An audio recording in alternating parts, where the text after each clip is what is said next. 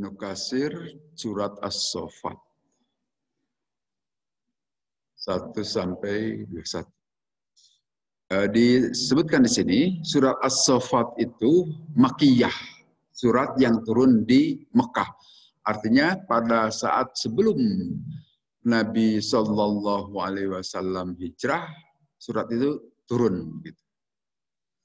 Sebelum periode Madinah.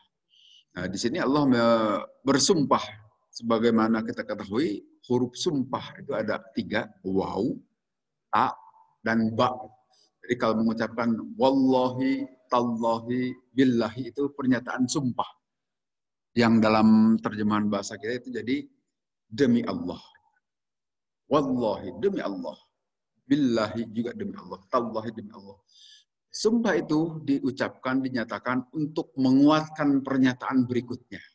Untuk menguatkan pembicaraan. Artinya bukan main-main, ini serius, ini benar.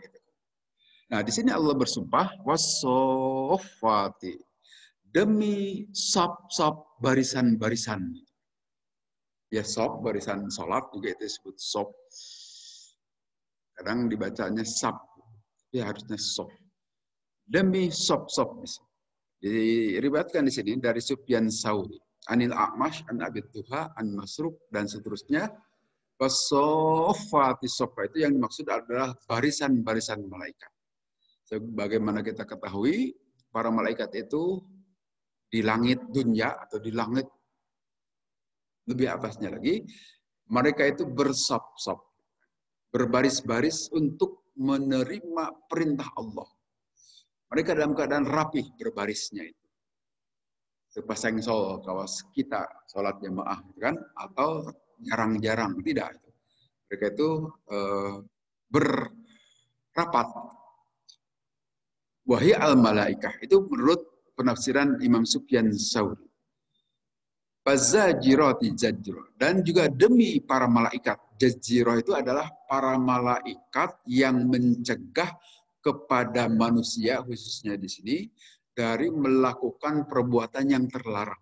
Nah, itu suka ada bisikan-bisikan kan ke dalam batin kita, sama seperti suka ada bisikan setan kan. Menghadapi sesuatu itu kita kadang dibisik begini. Pas misalnya sedang di mall gitu ya, atau di toko-toko swalayan itu ada barang yang menarik tapi kita tidak punya uang. Kadang dibisikin oleh setan, ambil saja, masukin ke kantong. Curi saja gitu maksudnya. Nah, itu bisikan setan. Tapi satu waktu kadang-kadang ada juga kita dibisiki kebaikan. Nah, kadang-kadang kita tiba-tiba, aduh kok ingin baca Quran gitu. Nah, itu ada yang membisiki sebetulnya itu, pembisik. Nah, dalam hal ini fazajirati zajr itu adalah barisan para malaikat juga termasuk yang membisiki. Walaupun nanti tafsiran lain juga itu adalah para malaikat yang menggiring rezeki-rezeki bagi makhluk, termasuk hujan. Jadi awan itu bisa berpindah-pindah dari satu tempat lain, sehingga di sini hujan, di tempat lain tidak. Itu ada peran malaikat. Kemudian fataliyati dzikro, dan demi para pembaca. Nah, para pembaca Al-Quran. Nah, di sini juga diartikan para malaikat, karena para malaikat sebagaimana kita ketahui memang ditugaskan Allah untuk menyampaikan wahyu kepada para nabi. Yang dimaksud di sini juga para malaikat yang membaca. Walaupun nanti ada tafsiran yang lain juga gitu ya, tafsiran lain. Nah, ini semua menyatakan sumpah Allah secara berurutan, berturut-turut, jadi tiga-tiganya sumpah. Demi sab-sab yang begitu kuat sab-sab. Kemudian juga demi para malaikat mereka yang mencegah manusia dari melakukan perbuatan yang buruk. Dan demi juga para pembaca terhadap ayat-ayat Al-Quran yang menyebabkan mereka bisa zikir kepada Allah. Allah ingin menegaskan di ayat keempat, inna ilahakum lawahid. Dengan sumpah itu, 3 kali sumpah itu Allah menyatakan berita berikutnya, ini benar-benar inna ilahakum lawahid. Sesungguhnya Tuhan kalian itu, hai penduduk Mekah saat itu, lawahid, sungguh Maha Esa. Itu dengan sumpah, kalimat berikutnya dinyatakan pasti benarnya. Nah, seperti di kita juga kan bersumpah itu itu ada sesuatu yang sakral. Bahwa apa yang dinyatakan setelah sumpah itu adalah kebenaran dan akan diikuti. Walaupun kalau manusia kadang diingkari itu apa yang disumpahkannya. Nah, di sini Allah bersumpah dengan para malaikat atau manusia juga, makhluk Allah termasuk burung-burung dan sebagainya. Dalam sebuah hadis yang diriwayatkan dari Imam Muslim, Rasulullah SAW bersabda seperti ini. Uddilna al-nasi bisalasin ju'ilat supupana kasupupil malaikah wa ju'ilat lanal ardo kullaha masjidah wa ju'ilat lana turbatuha tuhuran idalam najid al-ma'a. Kata Rasulullah SAW, kami semua umat Nabi Muhammad SAW itu dilebihkan dari umat-umat sebelumnya dengan 3 hal. Yang pertama, ju'ilat, dijadikan sufufana kasufufil malaikah. Dijadikan sab-sab kita semua, itu sab-sab sholat, itu seperti sab-sabnya para malaikat. Nah, ini yang dimaksud bahwa sab para malaikat itu sab yang rapat. Kalau digambarkan dalam Al-Quran itu, innallaha yuhibbul ladzina yuqatiluna fi sabilihi saffan ka'annahum bunyanun marsus. Allah mencintai orang-orang yang berperang di jalan Allah, yang membentuk shaf, yang membentuk barisan, sebab seperti bangunan yang kokoh. Makanya sholat itu harus kokoh. Apa artinya shaf kokoh itu? Rapat gitu. Tidak boleh ada celah-celah. Tapi gara-gara corona jadi rusak shaf sholat kita ini ya. Itu. Kalau melihat ini, itu seperti sab-sab para malaikat. Para malaikat itu rapat. Sebagai bunyanun marsus digambarkan oleh Quran itu. Bangunan yang kokoh, yang sulit ditembus. Yang nanti dalam sejumlah hadis suka dijelaskan bahwa sab itu harus kokoh. Apa sebab? Karena itu suka bolak-balik tempat setan. Kalau ada celah. Makanya kalau jaraknya jarang-jarang itu setannya makin banyak. Makin tidak bisa khusyuk kita itu sholat. Karena salah satu upaya untuk mengurangi gangguan setan itu sabnya yang kokoh. Saya kira beginilah untuk di masjid kita ini karena tidak pakai sajadah, bentuklah sab itu per tehel ini. Satu orang satu ini. Nah itu cukup di saat ini. Masalah corona kan pakai masker kita ini. Itu upaya untuk menjauhkan. Kalau di Masjid Istiqomah itu sudah biasa itu. Saf itu rapat saja itu. Makanya saya kadang sering sholat Jum'ah di sana karena lebih sesuai dengan aturan. Demikian juga di Masjid Persis itu di Al-Furqan tuh itu rapat juga ya Pak ya. Kalau di masjid yang lain masih suka itu. Karena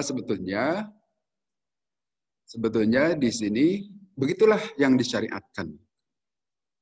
Seharusnya. Itu diutama. Jadi kata Nabi sebagai kelebihan. Kelebihan umat Nabi itu, Nabi Muhammad SAW, sholat itu sama seperti sopnya para malaikat. Artinya Nabi-Nabi yang dahulu tidak begitu kalau sholat itu. Hanya kita pelihara ini. Apa yang sudah dijadikan keunggulan bagi kaum muslimin.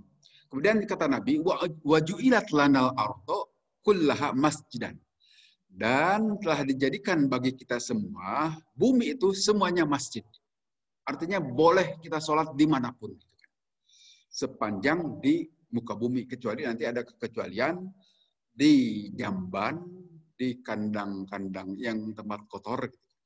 Itu tidak boleh. Tetapi kalau kita berada dimanapun, saat itu tiba waktu sholat, sholatlah di situ. Jangan beralasan, tidak ada masjid. Padahal kalau di rumahnya juga jarang ke masjid. Jadi makin itu mah hanya cari-cari alasan. Sholatlah di situ, dimanapun kita berada. Selama itu tempat suci. Di mobil, di bis juga sholatlah kalau memang tidak bisa berhenti. Di pesawat terbang juga sholatlah. Di hutan juga sholatlah. Di sungai juga silahkan cari tempat untuk bisa sholat. Tapi jangan di atas sungai, ntar ke bawah banjir. Cari batu atau cari yaitu jangan sampai mencelakakan diri sendiri juga. Kemudian wajuilat lana turbatuha tahuran, dan dijadikan itu tanahnya itu, tanah di muka bumi itu sebagai yang tahuran, suci. Di dalam najidil ma'a, apabila kita semua tidak memperoleh air, maka disyariatkan tayamum, kan? Jadi kalau kita tidak ada air, mau sholat, tayamumlah. Tanah juga suci. Tanah di samping bumi, muka bumi seluruhnya masjid, juga tanahnya itu termasuk yang suci. Silakan bersucilah menggunakan tanah. Itu diriwayatkan oleh Imam Muslim. Kemudian dalam hadis yang lain disebutkan begini. Qala Rasulullah SAW, ala tusappuna kama tasiful malaikatu inda rabbihim.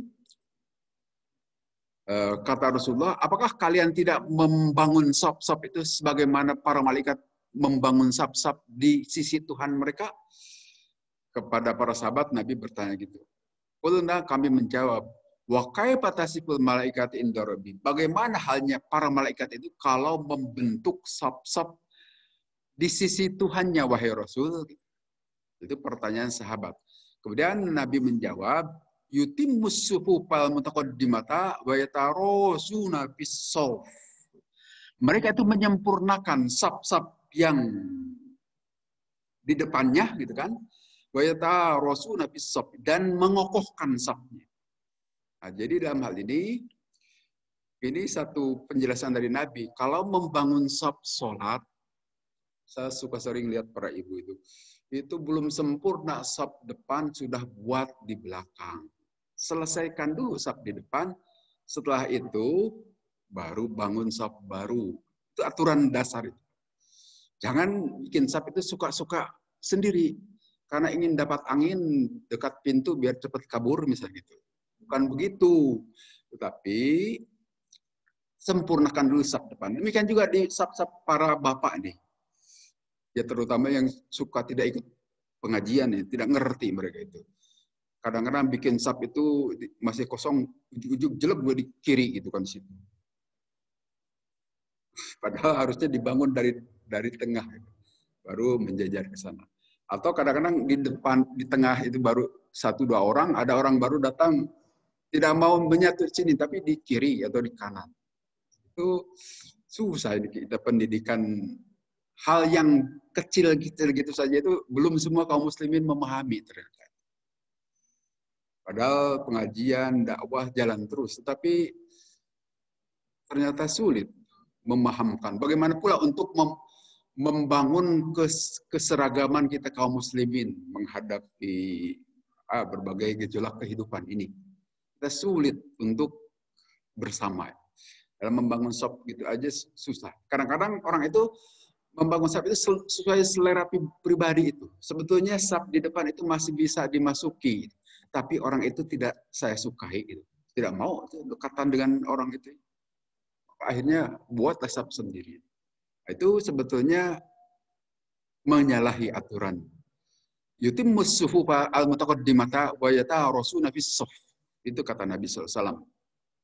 Jadi bagi kita yang sudah tahu, mengerti, suka ikut pengajian, mohon mungkin patokan bagi kita ini dengan tetap pakai ini masker itu, kita usaha secara lahiriah, itu coba bangun. Kadang-kadang suka itu kan tidak beraturan, sajadah kita sudah lebar-lebar, terus dibikin jarak antar sajadah.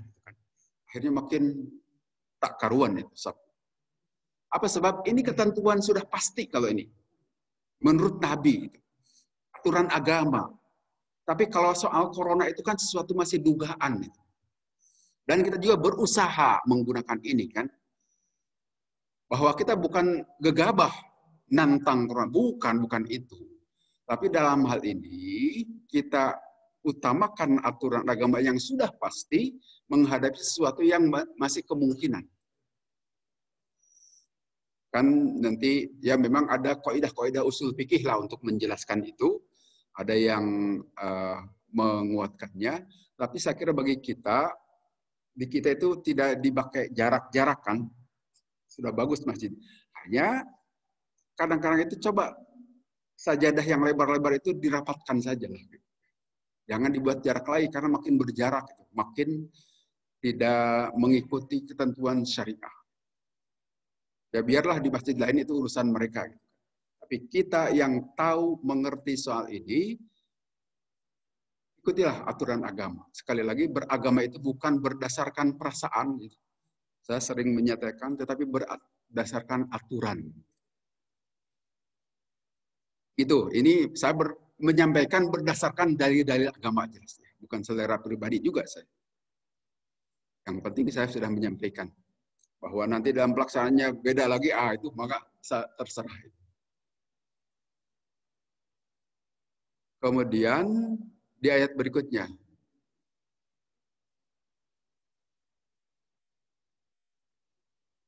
Inna ilahakum lawahid. Sesungguhnya Tuhan kalian itu adalah Maha Esa. Pasti Maha Esa. Itu ada lam taukid juga itu. Lawahid. Di sini tolong nih, makanya harus tahu cara membaca. Jangan suka dipanjangkan kata-kata la itu. Itu lam taukid untuk menguatkan. Karena kalau dipanjangkan jadi lain maknanya gitu. Kalau la wahid itu jadi tidak Maha Esa Tuhan kalian itu. Itu bertentangan 180 derajat, berubah makna itu. La wahid sungguh Maha Esa. Maka di sini perlu ya kita belajar tajwid itu adalah untuk supaya selain jadi tahsin, jadi baik bacaan, dan juga benar maknanya. Siapa Tuhan kalian itu? Rabbus samawati, yaitu Tuhan seluruh langit. Di sini as-samawati itu jama', karena langit itu berlapis-lapis. Wal ardi, dan juga bumi. Wa ma bainahuma, dan apa-apa yang ada di antara langit dan bumi. Tuhan Allah itu Tuhan seluruhnya makhluk. Bukan Tuhan yang sifatnya lokal. Ini untuk menjelaskan kepada orang-orang Mekah saat itu, Tuhan itu dibuat secara lokal. Jadi Tuhan yang ada di Mekah itu beda dengan Tuhan yang ada di luar Mekah, gitu kan? Karena Tuhan yang ada di Mekah itu produk mereka sendiri. Sedangkan yang ada di Palestina, ada di Yaman, ya dibuat penduduk masing-masing Tuhannya itu. Nah, Allah di sini menjelaskan, Allah itu bukan Tuhan lokal sebagaimana anggapan orang-orang Mekah. Tetapi Tuhan seluruh sekalian alam, itu seluruh langit dan bumi, dan apapun yang ada di antara keduanya. Dan juga Warabul Masyarik, Tuhan yang menguasai itu seluruh mata angin. Dalam hal ini, Masyarik itu adalah timur. Huwa al-malikul mutasarrifu fil khalqi bitaskhiri, yaitu Allah itu adalah maha penguasa al-mutasarrif yang membolak-balikan urusan makhluk dengan memberikan menguasakan seluruh apa yang ada di alam ini untuk kepentingan manusia. Rabbul Masyariq. Kemudian di ayat berikutnya Allah menjelaskan di sini, Inna zayyannas sama'ad dunya. Sesungguhnya kami telah menghiasi langit dunia. Dunia itu dari kata dana, dekat. Nah, sering disebut langit dunia karena itu maksudnya langit terdekat yang bisa kita lihat, yaitu yang sejauh mata kita memandang. Apakah itu berupa benda padat atau gas, wallahu alam itu. Tapi selama ini yang kita kenal itu adalah dalam keadaan bahwa alam semesta itu memang sangat luas dan terus mengembang, itu menurut orang-orang juga disebutkan. Tapi sepanjang yang bisa kita lihat itulah yang disebutkan langit dunia. Berarti di atasnya itu ada lapis-lapis yang lain lagi, kan? Karena kalau kita mengikuti cerita Isra Mi'raj itu memang berlapis-lapis. Di tiap lapisan itu ada malaikat-malaikat penjaga dan para nabi yang mereka dahulu pernah diutus. Nah, Allah menghiasi. Nah, kata-kata zayyana ini memberikan arti juga kepada kita. Berhias-hias itu baik-baik saja, boleh saja. Toh Allah juga menghiasi langit dunia ini dengan bintang-bintang. Jadi kalau pada malam hari itu bisa kelihatan keindahan langit karena ada hiasan dari sejumlah bintang-bintang yang bercahaya sendiri. Dan juga disebutkan apa tugas atau fungsi bintang-bintang itu. Khususnya nanti penerjemahannya itu meteor-meteor itu. Wa hifdzam min kulli syaitanin marid. Juga sebagai penjagaan dari segala setan yang membangkang. Jadi itu sebagai amunisi itu bintang-bintang itu untuk menghalau setan-setan yang mau mencuri-curi berita. La yasma'una, mereka tidak bisa mendengarkan ilal malai'ala kepada kumpulan para malaikat yang ada di atas. Wa yukzafuna, dan mereka itu setan-setan itu dilempari min kulli janib, dari setiap penjuru. Artinya setan itu jin maksud di sini. Makhluk jin itu punya kemampuan untuk terbang juga itu. Untuk mengangkasa itu. Hanya wallahu alam apakah mereka menggunakan pesawat atau secara langsung. Nampaknya secara langsung. Karena mereka tidak dikenal memiliki pabrik pesawat. Wallahu alam di dunia jin itu seperti apa. Tapi yang jelas mereka bisa terbang dalam rangka mencuri-curi berita. Yang berita-berita ini itu yang suka dikerjasamakan dengan manusia. Para ahli nujum, tukang-tukang sihir, dukun-dukun, itu teman-teman mereka. Dalam surat jin sebutkan begini. Wa annahu kana minar wa annahu kana minar rijali min insi ya'uduna birijali minal jinni fazaduhum rohaqo. Dan sesungguhnya ada sebagian dari kaum laki-laki bangsa manusia suka meminta atau kerjasama dengan sebagian laki-laki dari bangsa jin, maka kerjasama mereka itu makin menjadikan mereka durhaka saja. Artinya Al-Quran juga sudah mensinyalir sejak zaman Nabi, sejak Quran itu turun, memang suka ada kerjasama antara manusia dan jin. Nah, dalam hal ini ayat ini menjelaskan dalam mencuri-curi berita goib. Sehingga kadang-kadang suka ada juga di antara kita juga kaum manusia yang memberitakan hal-hal yang akan datang, kadang-kadang kejadian juga, gitu kan. Tetapi dalam hal ini disebutkan mereka itu jin itu atau setan-setan istilah di sini yang memang berusaha mencuri berita gaib, tetapi tidak bisa, kalaupun memperoleh, tidak bisa seutuhnya beritanya itu. Karena apa? Karena di sini kata Al-Quran, la yasma'una ilal, mereka tidak bisa mendengarkan. Dan mereka dilempari gitu kan, dari setiap penjuru. Duhuron, karena diusir mereka itu. Walahum adzabu wasib, dan bagi mereka itu ada siksa yang kekal. Illa, maka di sini dikecualikan memang ada sebagian man khotibal khotfata fatbau syahabung sahib. Ada juga yang baung gitu kan, yang negdruk itu mencari berita-berita itu yang kadang-kadang dapat juga sebagian, tapi tidak pernah utuh. Kadang-kadang ada, tetapi begitu itu langsung ditembak menggunakan bintang-bintang atau meteor di sini. Syihabun sakib, nyala api sakib yang sangat terang. Maka di sini nanti dijelaskan begini. Mereka itu yarmuna, dilempari min kulli jihatin, dari setiap penjuru itu. Rajman yudharuna, mereka dirajam karena mereka diusir. Wa yamnauna minal ghusuli dzalik, dan mereka tercegah untuk sampai memperoleh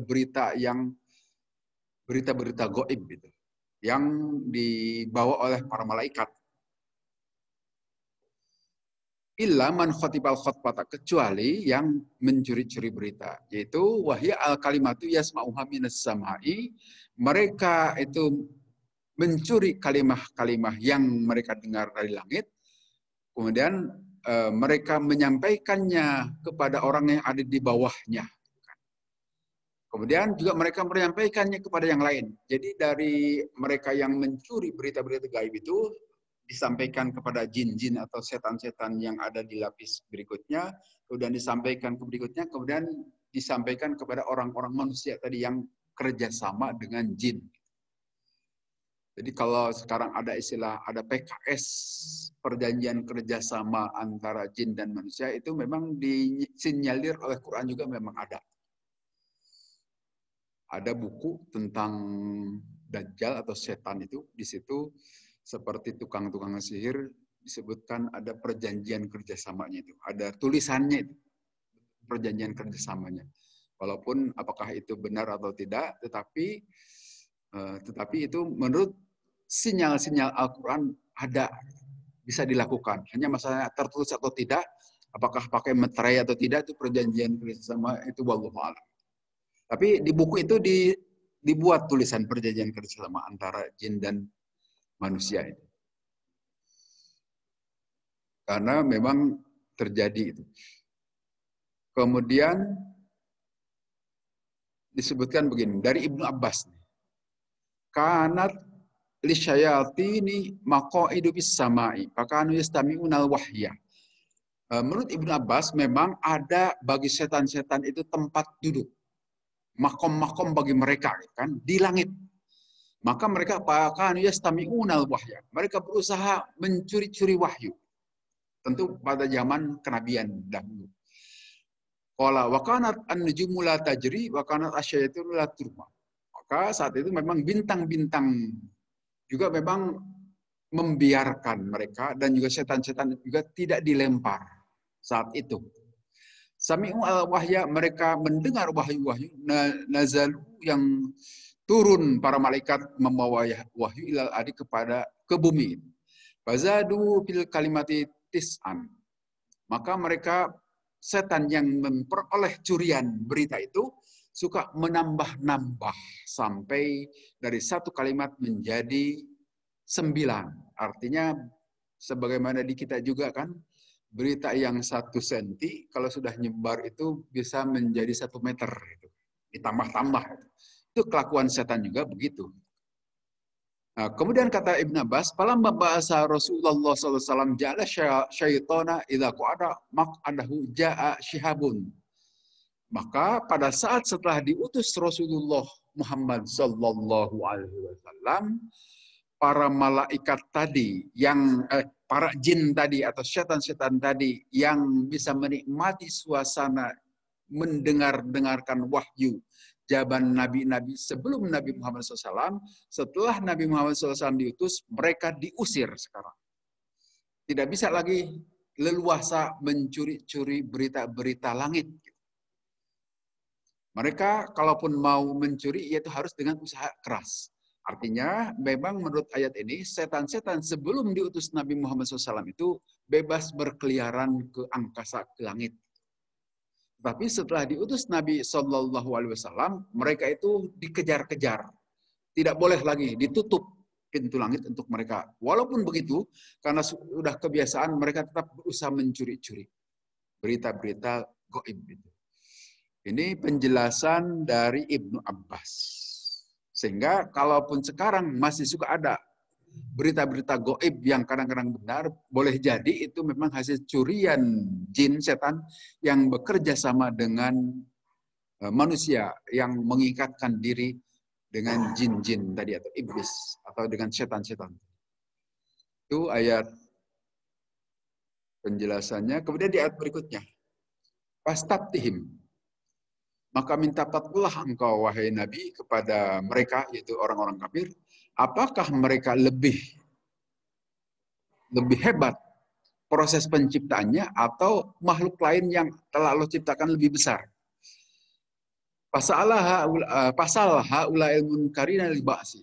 Tanya olehmu wahai Nabi kepada orang-orang yang mungkar tadi perihal kebangkitan. Ayyuma asyadu khalqan hum amis samawati wal ard. Apakah mereka yang lebih dahsyat proses penciptaannya atau proses penciptaan langit-langit dan bumi itu? Wa ma bainahuma minal malaikati wasyayatin, dan juga apa-apa yang ada di antara langit dan bumi, baik itu para malaikat maupun setan-setan juga. Wal makhluqatil azimah, dan juga makhluk-makhluk Allah yang lain seperti arash misalnya. Itu jauh lebih dahsyat proses penciptaannya. Karena kata Allah juga dalam Al-Quran, la khalqus samawati wal ardi akbaru min khalqin nas. Sungguh proses penciptaan langit-langit dan bumi itu akbaru, lebih besar min khalqin nas, dari proses penciptaan manusia. Walakinna aktsarun nasi la ya'lamun. Tetapi sungguhnya kebanyakan manusia itu tidak mengerti, tidak mengetahui. Kata Allah, bal ajibta wa yaskhurun, tetapi engkau menjadi heran. Itu menyatakan, wahai Nabi, engkau heran. Artinya Nabi SAW juga heran, memang ya Allah, bagaimana kok mereka disadarkan terhadap Allah sebagai Tuhan mereka yang menciptakan, bukannya menerima, tetapi malah menentang. Nabi sendiri heran di sini. Wa yaskhurun, tetapi yang ada malahan melecehkan, membuat pelecehan-pelecehan. Itu dalam penjelasan ayat ini. Wa idza ra'ahu ayatan yastaskirun, dan apabila mereka melihat tanda-tanda keagungan Allah, mereka berusaha mengolok-oloknya. Yastahzi'un, mereka mengolok-olok. Dan mereka mengatakan, sebagaimana di ayat-ayat sebelumnya, seperti di surat Yasin juga di akhir, in hadza illa sihrum mubin, ini tiada lain kecuali sihir yang nyata. Itu nanti salah satu mukjizat yang Allah perlihatkan kepada penduduk Mekah saat itu, kepada Nabi melalui Nabi SAW, itu bulan itu dibuat belah. Itu salah satu mukjizat yang secara kasat mata saat itu. Nah, mereka diperlihatkan bulan bisa terbelah itu. Jawaban orang-orang kafir itu, orang-orang musyrik, in hadza illa sihrum mubin. Tiada lain, ini adalah hanya sihiran yang nyata. Nah, kemudian mereka melecehkan, apakah apabila kami telah mati dan keadaan kami menjadi tulang belulang, jadi tanah itu, kami akan dibangkitkan? Demikian juga nenek-nenek moyang kami yang lebih dahulu. Kata Allah, jawab olehmu wahai Nabi, benar. Naam wa antum dakhirun. Kalian bakal dibangkitkan. Naam tub'atsuna yaumal qiyamati ba'da ma tasiruna turaban wa idzaman. Penjelasan tafsirnya, betul kalian akan dibangkitkan pada hari kiamat setelah kalian semua jadi tanah dan tulang. Hancurlah begitu. Wa antum dakhirun. Maka pada hari itu kalian semua hakiruna, dalam keadaan terhina. Tidak punya pegangan apapun, tidak ada kebanggaan yang selama di dunia dijadikan kebanggaan-kebanggaan, saat dibangkitkan kalian yang menentang kejadian ini terhina. Itu penjelasan Quran. Dakhirun atau hakiruna, mereka terhina. Waqalu, dan pada saat itu dalam keadaan terhina mereka berkata, ya wailana hadza yaum. Sadar mereka, inilah hari pembalasan. Yaitu hari hadza yaumul fasl ladzi kuntum bihi tukadzibun, yaitu hari yang merupakan hari keputusan pemisah antara hak dan batil yang dahulu kalian bohongkan. Kadzibuna, kalian bohongkan semuanya itu. Annahum yarji'una ala anfusihim bil malamah. Sedangkan orang-orang kafir itu akan kembali membawa diri mereka dalam keadaan tercela, terhina. Wa ya'tarifuna bi annahum kanu dzalimin li anfusihim fid darid dunya. Dan mereka mengetahui bahwa mereka sesungguhnya termasuk orang-orang zalim, menganiaya diri sendiri di kehidupan dunia. Wa idza ayanu ahlul qiyamah nadamu kullan nadami haitsu la yanfa'uhumun nadam. Kemudian pada saat jelas nyata terjadi kehebohan hari kiamat, mereka menyesal dengan sehabis-habisnya penyesalan yang tidak akan memberikan manfaat sedikit pun penyesalan itu bagi mereka pada hari itu. Itu saya kira penjelasan dari ayat atau surah As-Saffat ayat 1 sampai 21